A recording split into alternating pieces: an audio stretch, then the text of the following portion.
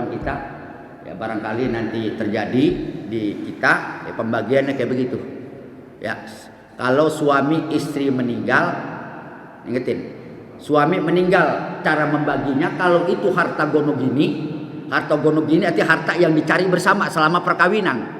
Ya, itu dibagi dua dulu. Suami meninggal, istri masih hidup. Itu harta yang 1 miliar dibagi dua dulu, 500 juta buat istri yang masih hidup, 500 juta itu menjadi harta waris. Itu yang dibagi Pak, yang 500. Yang 500 harta istri. Dapat berapa istri? Istri kalau dia punya anak, dia dapat 1/8. Kalau nggak punya anak, dia dapat lagi 1/4. Itu istri. Ya. Jadi 500 juta ditambah 1/8 dari harta warisan suaminya. Kalau dia punya anak. Kalau dia tidak punya anak, 500 juta ditambah 400, ditambah 1/4. Ya. Kalau suami berapa? Suami dapat setengah. Ya. Suami apabila istri meninggal, kalau harta bersama dibagi dua, 500, suami mendapat 500 ditambah 1/2, setengah. Kalau ada anak 1/4.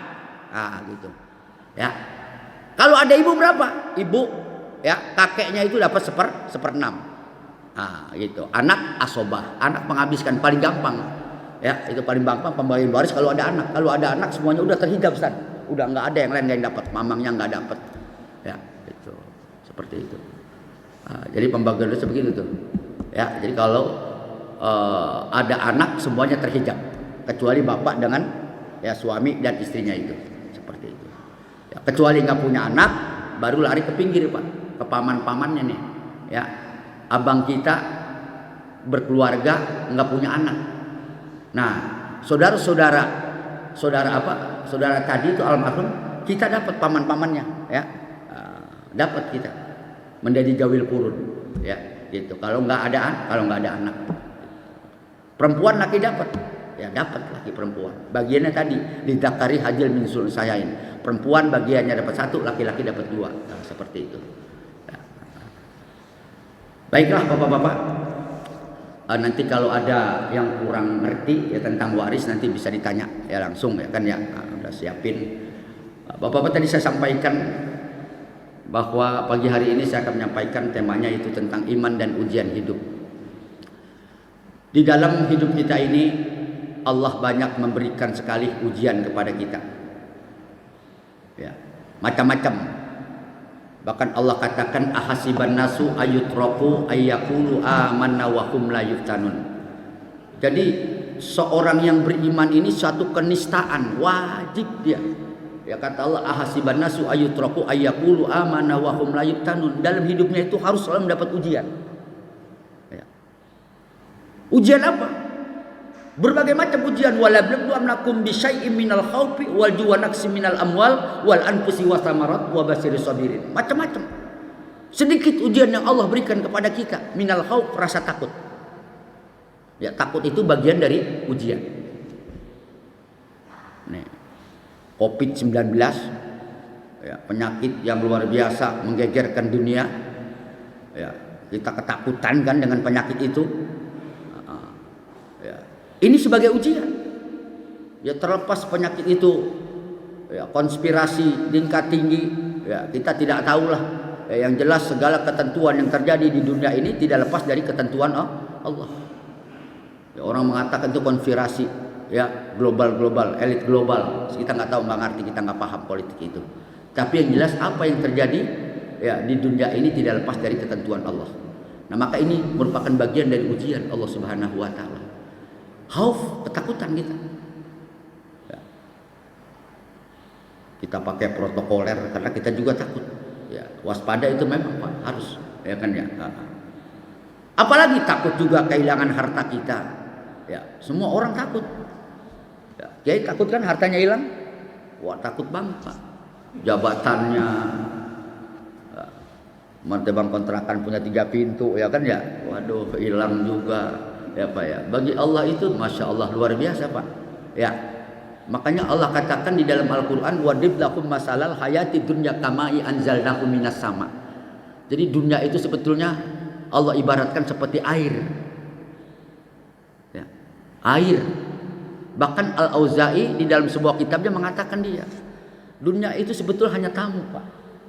Tamu yang datang ke rumah kita, itulah dunia yang kita miliki. Dia datang hanya sementara. Ya. Ada tamu yang datang sejam, ada yang 2 jam, ada yang 3 jam. Ada paling lama orang boleh bertamu 3 hari. Lebih tadi 3 hari itu bukan tamu lagi, Pak. Ya, makanya kita selama 3 hari akromid duyub, kita harus hormati tamu itu. Dia raja di rumah kita. Ini baru sejam aja kita udah gebrak-gebruk pintu, ya kan ya. Baru 1 jam itu tamu udah gebrak-gebruk kita di pintu. Nggak boleh, ya kan ya. Bila perlu kita makan jam 1, ada tamu jam 11, kita makan jam 11. Ayo Pak, makan jam 11. Ya. Setiap air yang diminum setetes, ya, tamu datang dia minum, itu malaikat rahmat ya di sekitar rumah kita berdoa untuk kita. Itu baru air, belum kalau nasi kita kasih. Ini kadang-kadang dipilih-pilih, ngopi tiap capek banget saya Rasulullah. Kata Rasulullah, nanti besok saya datang ke rumah kamu. Digembira hatinya karena datang Rasulullah. Dia siapin makanan. Ya. Kemudian Rasulullah berkata, bunda, nanti kalau saya keluar lihat ya. Lihatin saya keluar. Rupanya Rasulullah keluar dari pintu, si bunda itu melihat, Pak. Bersama Rasulullah itu mengikuti binatang-binatang melata, ada kalajengking, ada ular, ya. Kemudian Rasul bertanya, ya bunda apa yang kau lihat? Ini ya Rasulullah, ternyata kalau tamu kita pulang, itu penyakit musibah yang di rumah kita itu ngikutin kepada tamu kita. Tuh. Itu Pak.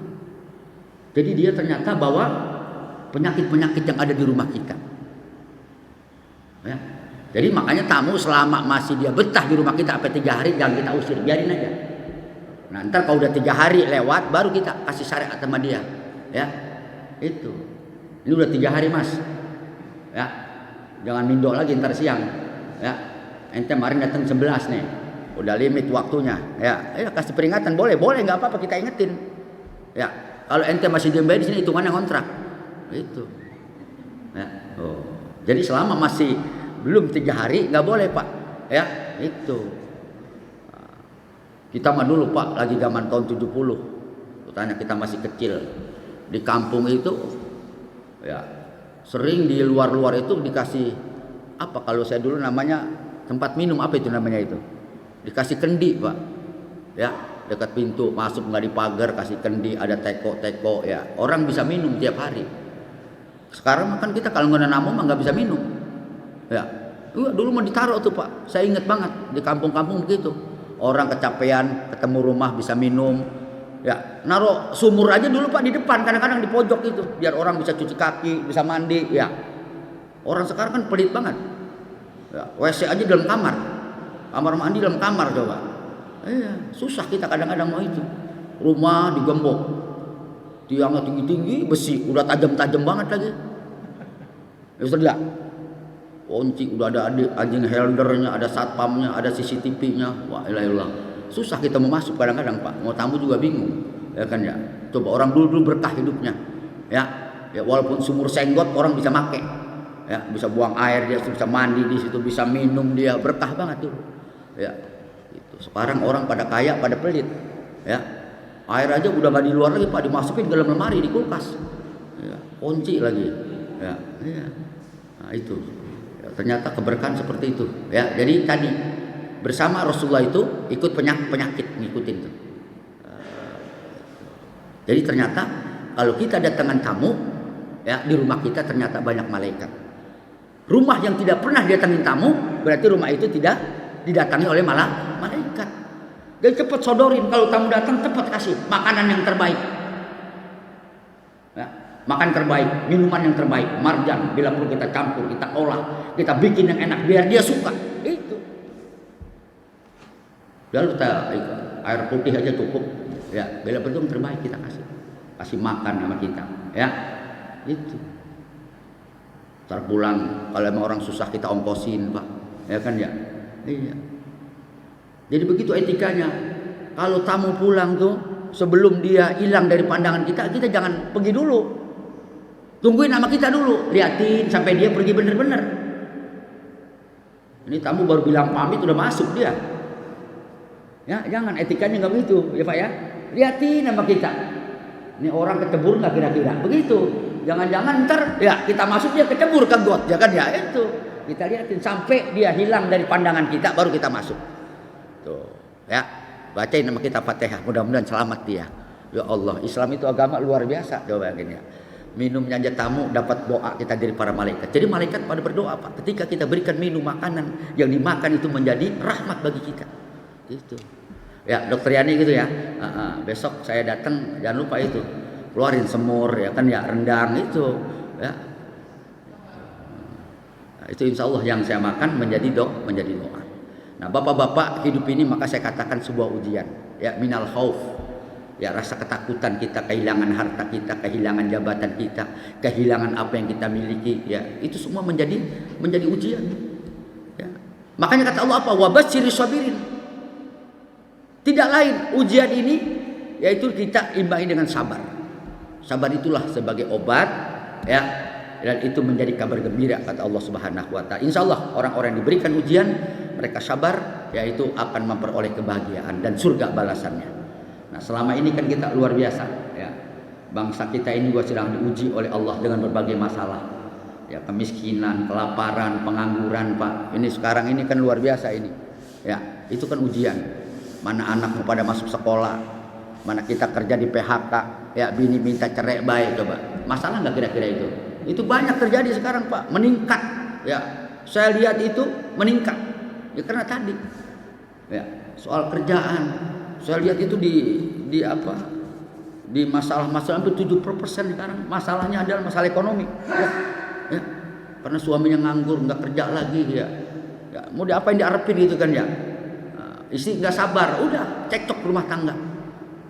Ya, tukang cilok pada pulang, tukang bakso pada pulang, ya sekolah nggak buka lagi, ya nggak bisa usaha lagi, ya kan ya. Di rumah ribut lagi, gawe cuma mancing doang, dapat ora, ya kan ya ribut. Ya, itu. Nah, ini masalah Pak. Ya makanya itu semua ujian dari Allah Subhanahu Wa Taala. Ya mudah-mudahan itu tidak terjadi pada kita. Saya rasa kita juga mengalami hidup, cuma ujiannya berbeda. Ya. Ujian itu datang dari anak kadang-kadang. Ya Allah, anak nakal banget. Ya itu bagian ujian kita Pak. Ya kita diingetin sama Allah tuh. Kadang-kadang dari harta kita. Ya harta juga kan itu ujian. Ya jadi harta anak itu adalah fitnah, ujian. Tuh. Apa benar begitu? Iya Pak. Harta itu datang sama kita bisa cepat, pergi juga bisa cepat. Sebab tadi saya bariskan akhir tuh Pak. Ya bisa cepat datang, pergi cepat. Ya, ada orang kerja tebang kerjanya main handphone doang. Tak ya. Halo, siang-siang 1 miliar dapat pesan. Iya. Orang apa pers keringat kerja berat, Pak. Ojek. Ya kan ya. Apa mengleng-mengleng dia cuma dapat gocap seharian. Coba. Ya kan ya. Itulah. Kadang-kadang ada orang tebang kerjanya main handphone rezekinya gampang, ada orang kerja berat tapi ya Allah dapat sedikit. Makanya kalau kita berpikir rasio manusia, tidak berpikir rasio Allah, ya stres kita. Ya, sebab soal rezeki itu udah ditentuin oleh Allah. Kita nggak usah macam-macam, nggak usah kejar-kejar, nggak usah iri kita. Ya, tetangga kita nggak kerja apa-apa, sebentar-sebentar ganti mobil, sebentar-sebentar ganti bini, ya kan ya. Kita nggak usah iri. Ya, emang itu kemampuan dia begitu. Ya, ya Mulyana mah takut tuh bininya Pak, nggak bakal berani dia. Ya, dia kawin pulang dicakar habis. Ya, ada orang kita nggak usah iri, itulah rezeki orang. Ya, ini kadang-kadang. Ya, tetangga ganti mobil, kita meriangin. Tetangga beli rumah lagi, kita sakit gigi, ya kan ya. Jadi kerja kita mikirin harta orang. Ya, langsung mati kita gara-gara mikirin orang, bukan mikirin kita. Itu dapat dari mana dia ya? Kok bisa ya? Kok dapat ya? Ya, itulah. Masing-masing orang punya gaya hidup. Ya, rezekinya sudah ditentukan oleh Allah. Kita nggak bisa iri. Kita hanya boleh berusaha syukuri apa yang ada, itu yang terbaik buat kita. Ya, selebihnya itu urusan Allah. Gitu. Jadi gak usah ngoyo soal rezeki. Ya, sudah ada jatahnya, sudah ada bagiannya. Setiap manusia yang dilahirkan oleh Allah sudah membawa rezekinya. Yang penting kita usaha. Memang rezeki itu Pak, ya artinya ketentuan Allah nasib itu memang ada dua. Ada yang mubram, ada yang mu'alak. Ya. Yang mu'alak itu apa? Ya, yang mu'alak itu tergantung. Yang mubram itu apa? Yang mubram itu tentukan. Allah udah tentukan tuh. Mati kita, jodoh kita, ya kan ya. Allah udah tentukan rezeki kita. Tapi rezeki ini bersifatnya Mu'allaq, dia tergantung. Tuh. Ya, kalau mati tadi Allah sudah tentukan tadi. Tapi kalau rezeki tergantung Pak, mu'allaq. Walaupun setiap orang diberikan rezeki, tapi rezeki itu tergantung kepada usaha kita.